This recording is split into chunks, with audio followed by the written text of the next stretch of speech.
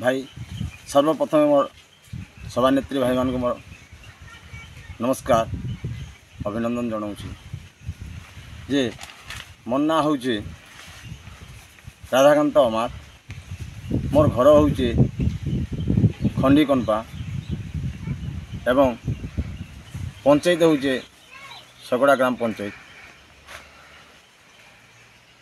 मुई अल्प दिन किसी गुरुंकर शिक्षा नहीं करी माने अल्प अल्प किसी गीत टिके गायसी एवं कीर्तन बैठक मान को जाइकरी किसी किसी गायिकी भाई मान को शुणासी। तो आज मोर गोटे इच्छा है जे मुई किसी गोटे अल्प प्रश्न उत्तर गायबा मोर गोटे इच्छा है जे सेटा आपण मान को तो खुशी लगवा कथा आ जदि भी केनटा मोर जदि भूल थिबा सेथरे आपण माने मते निश्चिंत भाव क्षमा देवे बोली मुई आपण मान को इच्छा करी जाए। तो किसी यदि भूल थिबा आपण माने मते निश्चिंत क्षमा देवे। तो छुटिया प्रश्न ना है सृष्टिटा केमती सृजना होता एवं से सृष्टि के किए किए सृजना करथिले आर किपरि भाव सृष्टिटा सृजना होती ये जिनस किसी टी मुई गायबा लगी मोर इच्छा करी जाए। तो से गीतटा आगे मुई वर्तमान एवं आपण मान को अधिवेशन कर दे आपण मान को निश्चिंत खुशी लगवा कथा। बोल आन एक बार हरि बोल हरि बोल हरि बोल। ओम गणनारायण रुद्री अम्बिके देवी भास्करे तथा भिन्ना भिन्न नकर्तैवं पंचदेवं नमस्तुते। भूखंडमंडलाकारं व्याप्तजेनं चराचर तप्तदं दर्शितं जेनं तस्मै श्रीगुरुवे नमो नमः तस्मै श्रीगुरुवे नमो नमः तस्मै श्रीगुरुवे नमो नमः। शुण शुण गायक हे पचारुछि जाहा गोटी गोटी करिए थे कही देवता केउ जुगे सृष्टि गोटी जात होइछि ए सृष्टि जान ए सृष्टि को किए जानो निर्माण करिछि ए सभा मध्यरे भाई कही देवाछि। तो गायक भाई ए सभा मध्यरे तुम बाछी बाछी कही दियो जे प्रकृतिर सृष्टि के किए जात करथिले एवं सृष्टिटा केउ जगार जात होई अछि।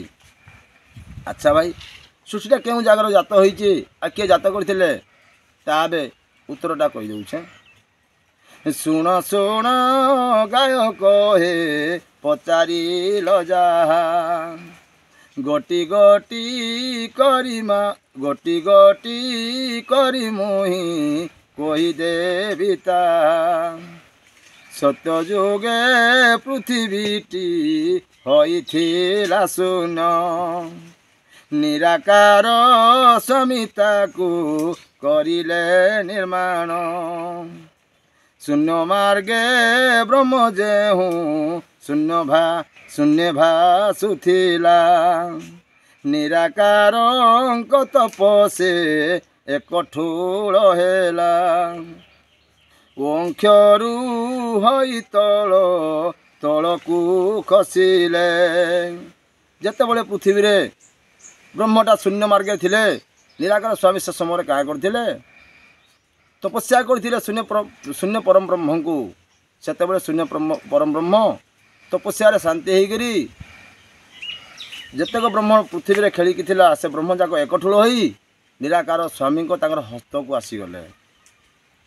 जेतेबेले ब्रह्म जे हूँ शून्य रहिथिले निराकार आज्ञारे तलकू खसिला ओंक्षरु बिंदु होई तलकू खसिले ଯୋଗେ ଥାଇ ନିରାକାର ହସ୍ତରେ ଧଇଲେ। ବାବୁରେ ସେ ସମୟରେ କ'ଣ ହେଉଥିଲେ? ଯୋଗ ଧ୍ୟାନରେ ଥାଇ ନିରାକାର ସ୍ୱାମୀ ସେ ବ୍ରହ୍ମଙ୍କୁ ହସ୍ତରେ ଧରିଥିଲେ।